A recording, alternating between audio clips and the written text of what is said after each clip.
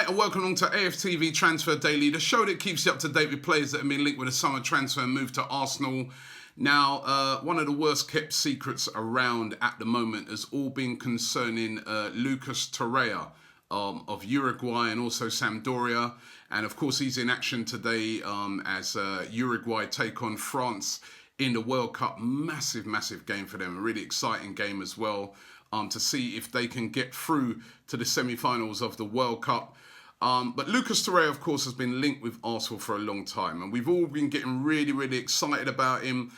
Seeing him in recent games, put in a brilliant performance against Portugal, where he's up against probably the best player in the world in Cristiano Ronaldo. And he really helped to shackle him and keep him quiet in the game. And after that game, a lot of fans were like, on the one hand, really excited because we're saying to ourselves, this is just the type of player that we've needed at Arsenal for a very long time.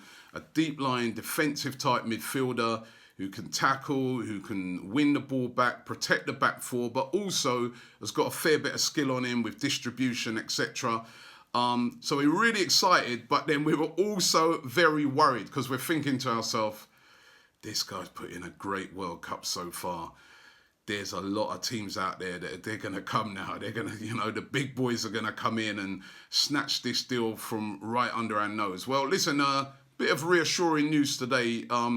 Two different bits of news. First of all, he turned down the chance of a medical with Arsenal. Now, Arsenal offered to fly people over to the World Cup to do a medical with Lucas Torreira so that the deal and everything could be wrapped up before the end of the World Cup. Lucas Torreira's dad saying yesterday that they refused that because what they wanted to do was concentrate on the World Cup and they didn't want any distractions whatsoever. But his dad also went on to sort of reassure everybody at Arsenal that this deal's going to get done. And he said in this interview that he was doing that there are many clubs who've contacted us, but we've given our word to Arsenal and we're satisfied with with what we've been offered. So that's fantastic news. It does look like Lucas Torreira is going to be coming in to Arsenal. He will represent our fourth signing. Of course, so we've got Bernd Leno, we've signed a goalkeeper, Socrates in defence, Lichtsteiner's coming as well.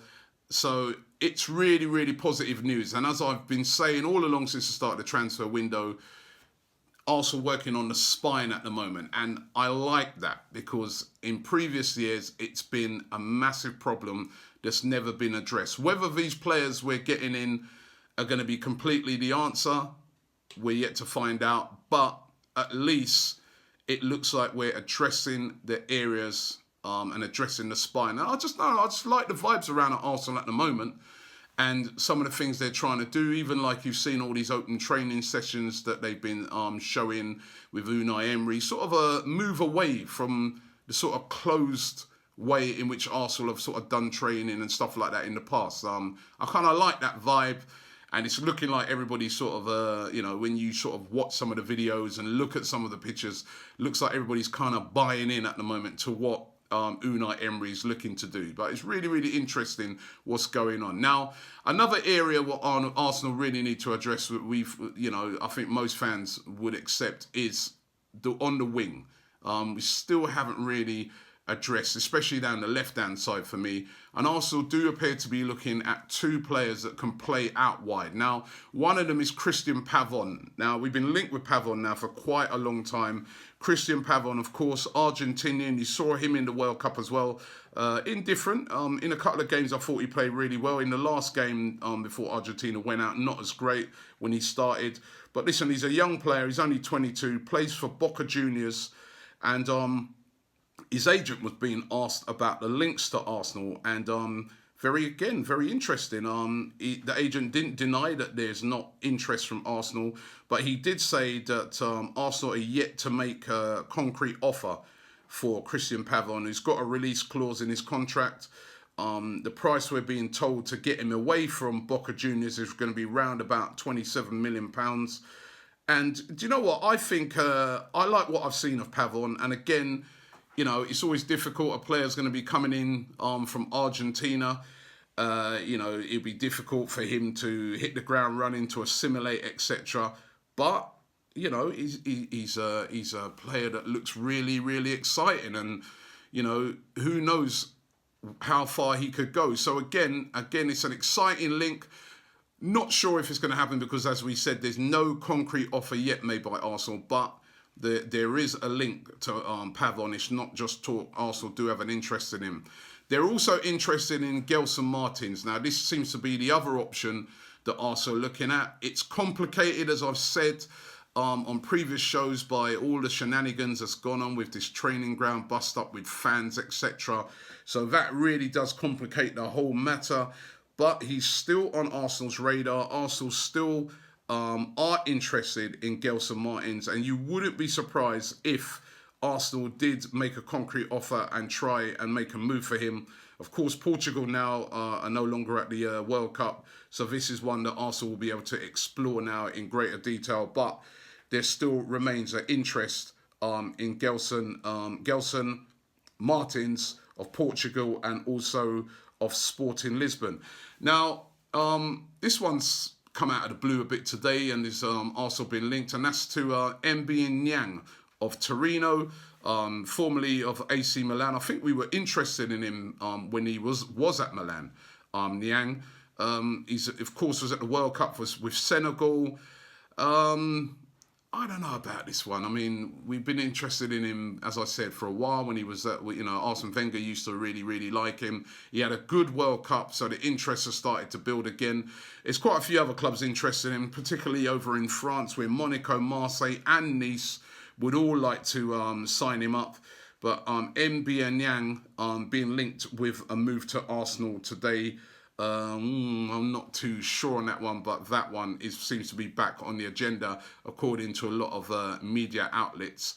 Also, Emil Forsberg. Now, Forsberg has been linked with Arsenal now for quite a long time.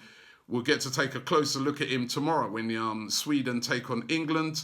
Forsberg, of course, he scored the winning goal for Sweden over Switzerland in the last round, even though it did hit quite a big deflection. I've been watching him quite closely in the World Cup, and I have to say, he's been decent. He's not really got me on the edge of my seat, and I'm hoping that he's not going to get me on the edge of my seat tomorrow when Sweden play England. But very highly rated. He's done brilliantly over in the Bundesliga for RB Leipzig. He would command a very high transfer fee, and that's why I'm not too sure about this one. I just think a lot of the links are kind of re-emerging today, because obviously Sweden are going to be taking on England in the World Cup quarterfinals, so it makes an interesting story to talk about Emil Forsberg.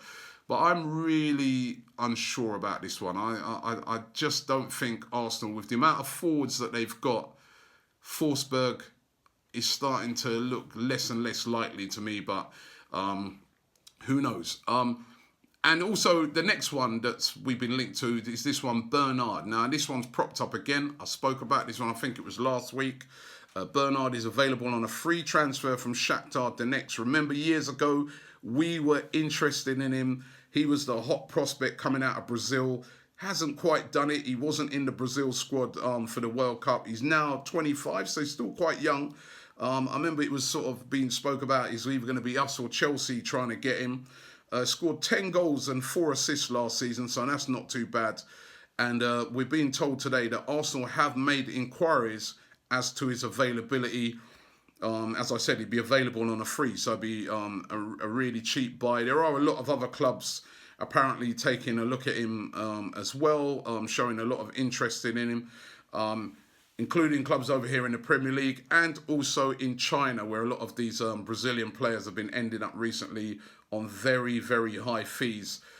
But somehow, I just don't see it, Bernard. I think that boat sailed. But the links, again, existing today for Bernard to Arsenal. So those are the transfer rumours, but really encouraged, as I said, about the Torreira thing. It does look like Lucas Torreira will be coming in at the end of the World Cup. So if Uruguay was to go out today, we could see Torreira unveiled as an Arsenal player, maybe even early as next week, because his dad is more or less saying, listen, it's all done. Let's see what happens with that one. Listen, thanks for watching the show today, and I'll be back tomorrow with more Transfer Daily.